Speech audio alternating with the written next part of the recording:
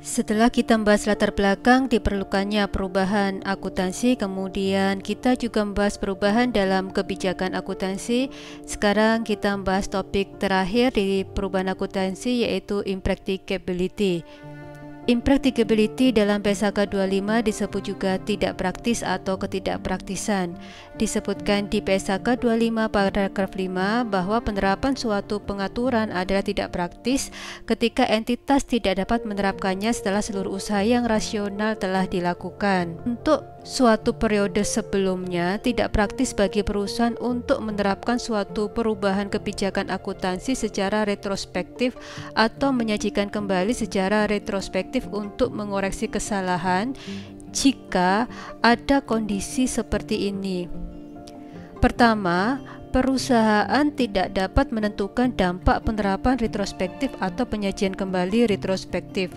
Kemudian yang kedua, disebutkan bahwa penerapan retrospektif atau penyajian kembali retrospektif memerlukan asumsi mengenai maksud manajemen yang ada pada periode sebelumnya. Atau di poin ketiga, penerapan retrospektif atau penyajian kembali retrospektif memerlukan estimasi signifikan atas jumlah dan tidak mungkin untuk membedakan secara objektif informasi mengenai estimasi yang menyediakan bukti atas keadaan yang ada pada tanggal di saat jumlah tersebut diakui, diukur, atau diungkapkan dan tersedia ketika laporan keuangan periode sebelumnya diselesaikan dengan informasi lain. Jadi, jika salah satu dari ketiga kondisi di sini dihadapi oleh perusahaan, maka sangat tidak praktis bagi perusahaan untuk menerapkan pendekatan retrospektif.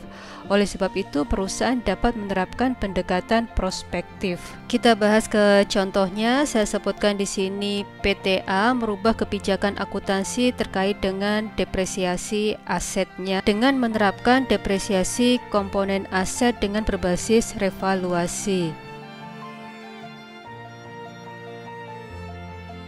Namun sayangnya perusahaan tidak memiliki detail catatan akuntansi untuk menerapkan perlakuan tersebut. Sebagai dampaknya, perusahaan menganggap bahwa ini menjadi tidak praktis jika menerapkan komponen depreciation dengan pendekatan retrospektif. Oleh sebab itu, perusahaan menggunakan pendekatan prospektif yang dimulai dari awal periode saat ini di mana perubahan dilakukan. Sehubungan dengan itu, perusahaan harus melaporkan dampak dari perubahan ini di catatan atas laporan keuangan. Di samping itu juga, perusahaan juga harus menjelaskan kenapa perusahaan akhirnya tidak menghitung kumulatif efek untuk tahun-tahun sebelumnya. Selanjutnya, perusahaan harus mengungkapkan alasan kenapa harus menerapkan komponen depreciation. Kita sudah membahas materi terkait dengan accounting change atau perubahan akuntansi. Materi selanjutnya berhubungan dengan perubahan dalam estimasi akuntansi.